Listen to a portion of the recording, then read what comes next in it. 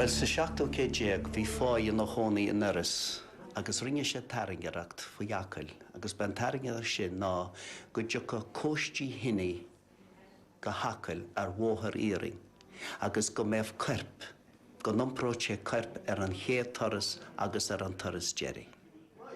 Well, he was forecasting the future, wasn't he, really? Being a carabine.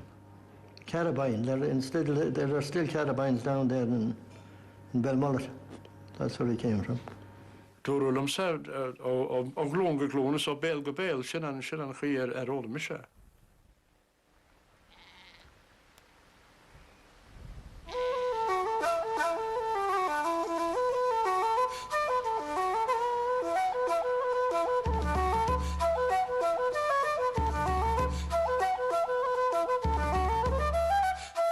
An taon bhela hamháin isteach go Achill ba trasna na farige, agus bhí an tréan gahar na Marta go leach go dtí an chéad an tam sin. Agus ba bháid as Achill na húcéirí a thóg airí agus rudaí eile hiag pobl Acla agus pobl cósta bhí ar fad. Well, go mórmhór locht tarasóireachta, agus bunse Acla gotine bhí simachú an bóthíarna a chóirt go Achill ó Ghar na Mart. There was competition at that time because Belmullet were also looking for a terminus in their area. They were hoping to develop a seaport for the Atlantic business. And Achill were equally competitive. They wanted a tourism and fishing business developed here. But on the day when Lord Balfour visited Achill, he was more impressed with the business scheme that the local people here put forward, and Achill was the winner on the day, and thankfully for Achill, it brought a new venture and a hope to Achill that was in serious decline at the time.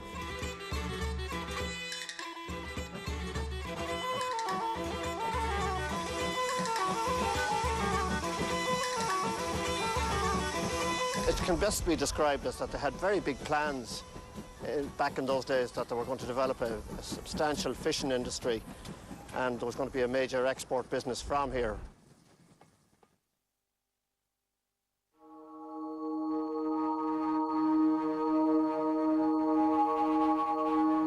Well, like tús an chéad seo caite bhí fíorhachtanas sa forraiste seo. Mar aiceann tú áisceirdiúil agus bhí ar a bhean trí acra talaí ag chuile chláán agus cimín sléimhe agus ar nói bhí hartar 6,000 duine ar an Ullán agus ní raibh siad ábalta teachta dír ón Elmaracht nó an Íoscairacht, so bégan dófa dal a muín na himmarce héisiúirí sin go Halaban. Tá sí an tradiisiún gail go Halaban hartar 8 seachtó a bhí 8 nacha bhí sé faoi lán teol. All the able-bodied people from 13 years of age were all heading to Scotland to work on the potato fields. And they would literally gather from all corners of the island and head up to TG4 in Cloughmore, where they'd get on the hookers there to meet the steamships in Westport.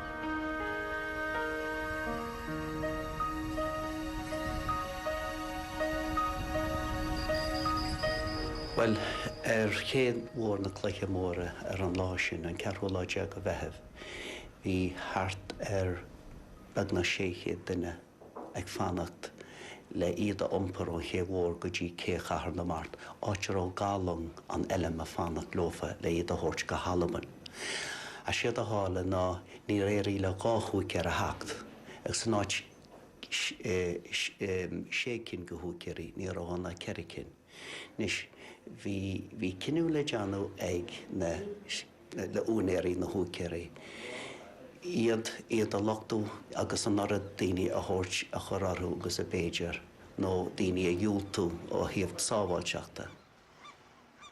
And unfortunately, back then, there was no health and safety and regulations or anything. It was every man for himself, and everybody was anywhere able and fit, get on that boat and get to that steamship, because you had never a second run for it. If the boat was gone, you were here for the season if you missed that boat.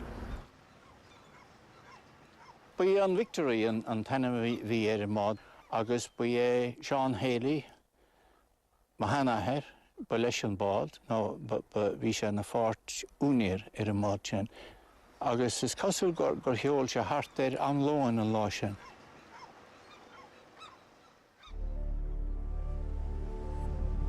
Lá siúna bhíon agus níor an stímar an anna gal leis an chéhúil sa go bhí níor sách farigi. Well, bhí an long anseo ag fanamh leis an tíide agus tháinig an bád eile isteach ar an bailach agus nuair a chunig siad an long mór bhí scetimíní agus chuaigh siad chun taobh an bád agus an sin chuaigh an bád bunas ceann. Na a hanig na daoine óg an stímar, ní ach sin stímar i dí go fór, chuir sé dar híb bháin gur mád bhna sa gud. Agus an sin hanig mar a deartha blas gcuiche agus ar an tíobh chéanna. Hampaí an bád agus bhíon chuide smó chu faoin aige agus faoin seol chamáid.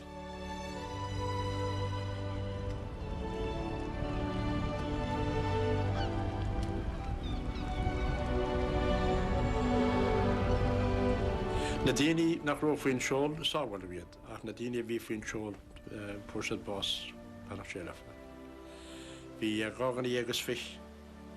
Tá baran gur fóras jegan éiche go ach níhras an péir aige go dtí lá ar gan tá baran.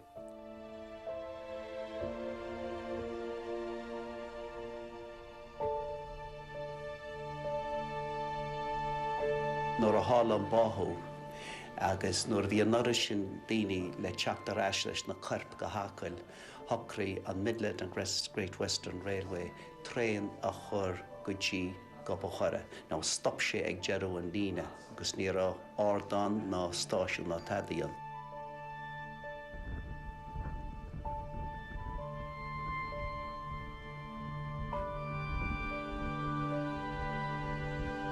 Agus ar nói creid tháinig na daoine tháinig sé chun solas go raibh Tairngreacht deanta gáithe bliain roimhe sin go mbeadh corp ar an chéad toras a dhéanach an tréin sin go Achill agus bin na hála.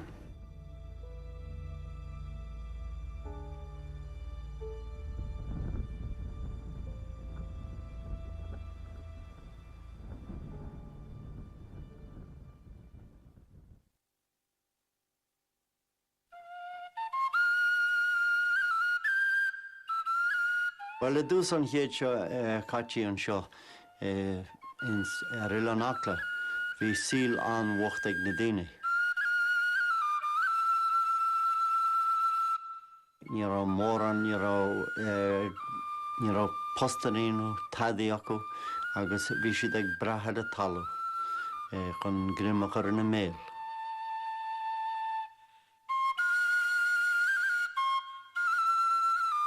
Bhí an imirce. Bhí sé go tréin an Achill an tam sin. Agus bhí an choíocht déanta ag na fir nuair a bhí sé sin déanta acu chuaigh siad go sasanna nó go halban.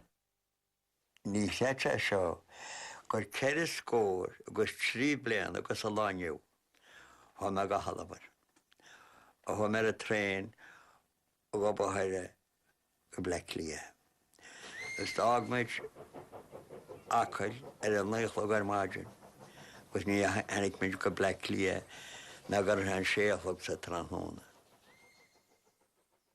13. I was only 13 years. I should be about school, be right. But I thought I was doing a good thing to be leaving school and go to Scotland. But it was all right. But I was going to work, but I was going to Scotland. You was down on your knees picking potatoes, down on your knees, from morning and night. No machines that time. The what are you going to do? The people hawking, digging out tea and you picking. And I did not like it. I never would like it. I never would like it after that. Nobody here, only yourself. And she didn't like us going away, you know.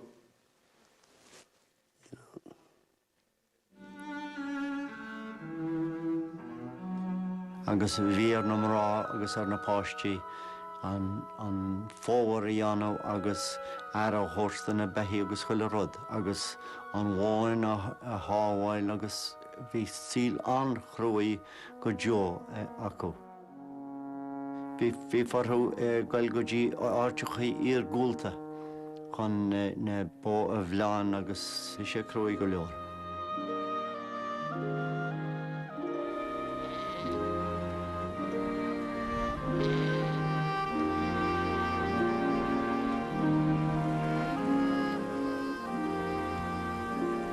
They invited English gentlemen to come in and to avail of the what they call the resources of Acla Island, one of which was fishing.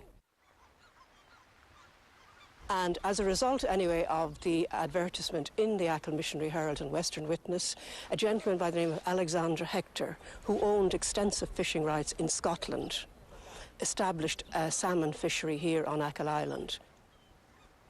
It was an extraordinary development in its day, and that it was the right idea, but at the time we wouldn't have had any piers on Achill. There was no development of such.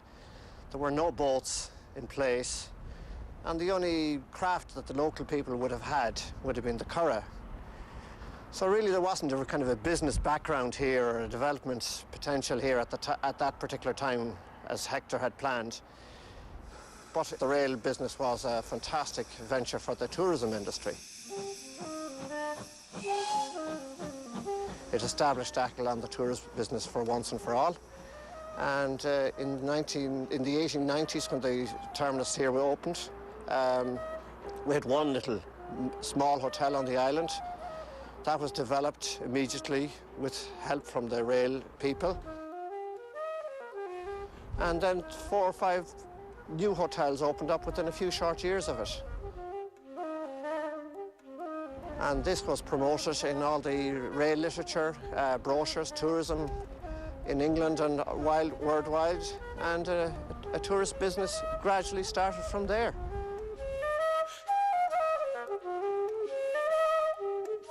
Tugu an train tarasóireachta train tarasóireachta go Achill. Thug muintir bhlá clí agus áirteachaí mar sin ar a train. Bhí siad ag teacht go gabachara agus an sin ar na langcears a tugu orthu, na choráistí ada bhfuil agad ó gabachara go dúgart agus na háiteachaí sin. They decided in 1934 that was it. The financial difficulties that they were having here, they decided to close the line back down to Westport. But the local men decided, the local business people, sent a deputation up to Sean Lamass, and my father, Joe Sweeney, was one of the delegates that went up.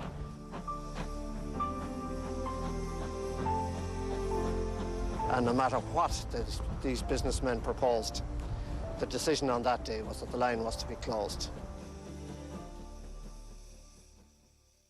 Tháinig a lán daoine ar an Éireann Road go dtí an áitse go gabachara agus an sin siúr leo go dúgart in dhé sin. Tháinig siad na slúte agus ní ar feadh ihe bháin ach ar feadh na seachtainna. Agus is ar sin tháinig forbairt ar Achill.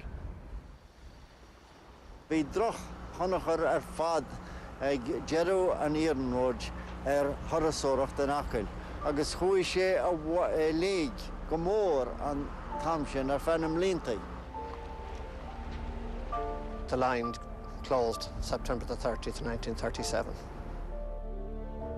Agus bhí an train stoppaí, an train passionary stoppaí i teachta seach a Achill, agus nuair a stoppaí bhís le bhfuil ní cholíonn for an Tairngreacht anois mar tá an train críochnaí agus ní rá carp ar.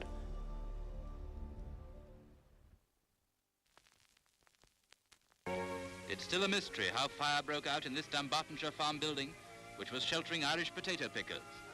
10 boys were burnt to death, while the girls at the other end of the building Some of them sisters of the boys were all rescued.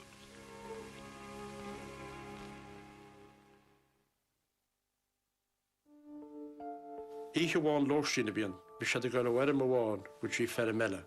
Agus níor tadí le John bhaid an erm seo ach ihe bháin lóistín, bhí sé ar meach an dádar gan chama. Well, is cúpal a bheith na behi an richan jibri, agus richan tauru sin nar a hanig na tati hógus mar a glíhe warhu. Cwrdd na bahama has a sgybol, agus sin an nátt bhí na tati hógus yn y gúni. Nis bhí a brother a doctor an granary, chua staire. Agus sin an nátt bhí na bóchali, agus na chalíní bhí siad hí staire. Bhí gá glas ar a darasúlas gud, bhí na chalíní ar híbháin gwanwala. Agus bhí glas ar a dar a tíbastich, mar jadar go méidir go mecht bhíní gar a seach agus tógal a copta píne bí na bócu ag na gasúrhúil sagad. Agus sílam beidir gur denna cíns glas ar a tíba mu chamar. Ach bhí an tíiste nó an gafar páric a dúgáin as gob a charin seo. Agus a bhhac bhí siad san na galú agus heise chóda sé an tsinni agus rúsa sé ahar agus chóir sé na chalíníach agus sé amach na chalíní. Ach ní sé an dar sa bhrí síos agus na bóchalí agus a thuirt amach.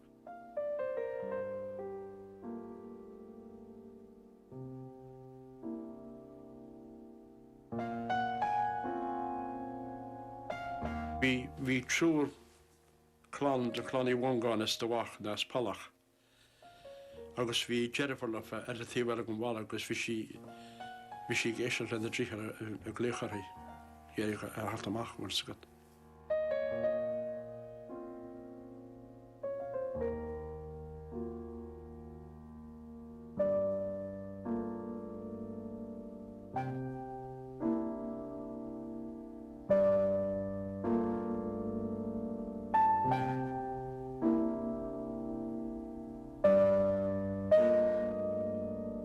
Oh, I knew them. I went to school with them. They was in school with me. They'd be around my age as now, them three lads. Three nice lads.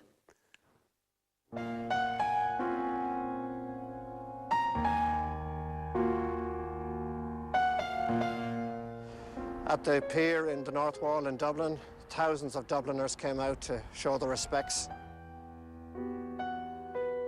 for these poor unfortunate youngsters that were burnt to their death in the Batty in Kirkintulla.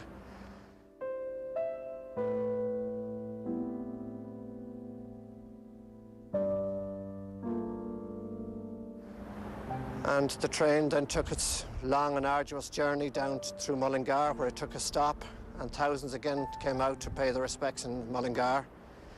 And then on to Claremorris and Westport, where again large crowds turned out at all the stations.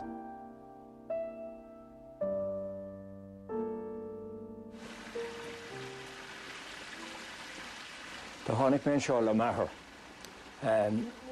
Díreach an seo, ar an ordáin seo. Agus nuair a tháinig mar isteach, bhí a lán daoine ar an ordáin. Go bhór daoine fásta, ní raibh mór an páisteán. Ní raibh mór an le rá ach an airad. Bhí an fir an tréanach ag ulbhú an inil hallan sin go dtí a doras go dtí goba corra. Na sin chráiste a bhí acu agus le na fuine go arachach sús agus síos diggantú. Agus bhí na dálóga go léir ar na fuineóg agus ní féidir leat éiscintisteach chad bhísteigh. Ní raibh fuamar be le chléiseáil ach fuam an inil. Tá sé suntasach gur bhain an dara tubaiste ba bhór a hála nachcail sé sin dó Kirkintulla nuair a dó deach nó róganach na methe i dginní hallan sin in líideach seach. Gur bhain sé le tradiisiún na himmarce go Halloween. Agus ar nói nuair a socríú go dóirí na carpahile bhí go lór ag leansíad an tochríd. Agus mar sin Níorach an seirbhís bus ábalta freastal an méid a heistil leis na corp agus thocraí cólacht Great Western, Midland and Great Western an tréin a chur a reis. Cé go raibh an seirbhís críochnaí thocraí siad a chur a reis go nuair dhearanna.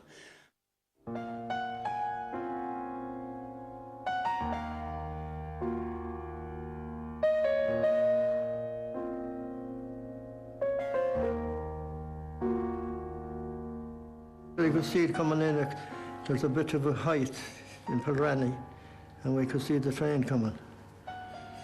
Yeah. At 15 years of age, I remember as well. Sobbing and crying, even men, they couldn't. It was an awful, very quiet time. 10 coffins, one after the other. It was an awful thing to see. They went to the Sound Church that evening and the next day up to Kildownet. And there were 10 cars, and the coffins on the top of each car, you know.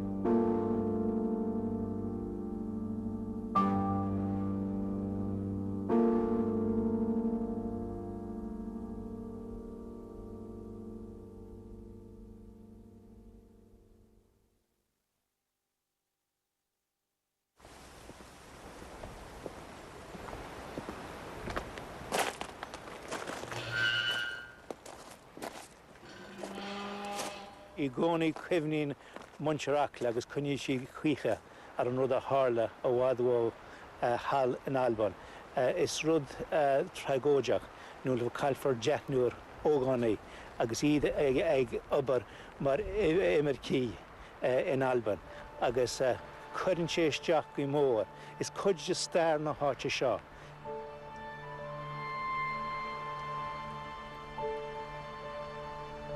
Vi må vara en komaj.